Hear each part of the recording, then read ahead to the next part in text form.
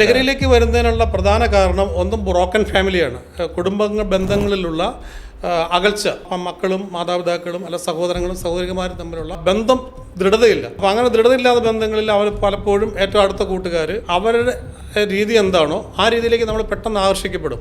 ഇപ്പം നമ്മൾ ഒരു സ്റ്റഡി നടത്തിയിരിക്കുന്നത് മനസ്സിലായിരിക്കുന്നത് ഈ ഡ്രഗിൻ്റെ ഉപയോഗത്തിലേക്ക് കുട്ടികൾ അല്ലെങ്കിൽ ഏതൊരു പ്രായത്തിലുള്ള ആളാണെങ്കിലും ആദ്യം ഇതിൻ്റെ ഫസ്റ്റ് യൂസ് എന്ന് പറയുന്നത് ഏറ്റവും അടുത്ത സുഹൃത്തുക്കൾ വഴിയാണ്.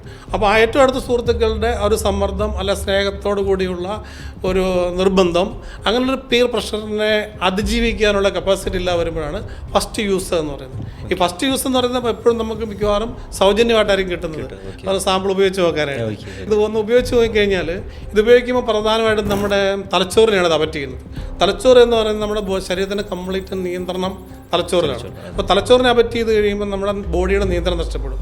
പിന്നെ നമുക്ക് എൻ്റെ അടുത്തിരിക്കുന്ന എൻ്റെ സഹോദരനാണോ എൻ്റെ അമ്മയാണോ എൻ്റെ അച്ഛനാണോ നമുക്ക് തിരിച്ചറിയാൻ പറ്റില്ല. അപ്പോൾ അങ്ങനെയുള്ള സാഹചര്യങ്ങളാണ് പലപ്പോഴും സ്വന്തം അച്ഛനെ വെട്ടിക്കൊന്നു, അമ്മയെ വെട്ടിക്കൊന്നു, സഹോദരിയെ വെട്ടിക്കൊന്നു, ഭാര്യ ഭർത്താവിനെ വെട്ടി, ഇങ്ങനെയുള്ള സംഭവങ്ങളൊക്കെ ധാരാളം വായിക്കാറുണ്ട്. ഇങ്ങനെയുള്ള സാഹചര്യങ്ങൾ അത് ഡ്രഗ് ആയാലും മദ്യമായാലും ഉപയോഗിച്ച് കഴിയുമ്പോൾ നമ്മുടെ തലച്ചോറിൻ്റെ ചിന്താശേഷി നഷ്ടപ്പെടും.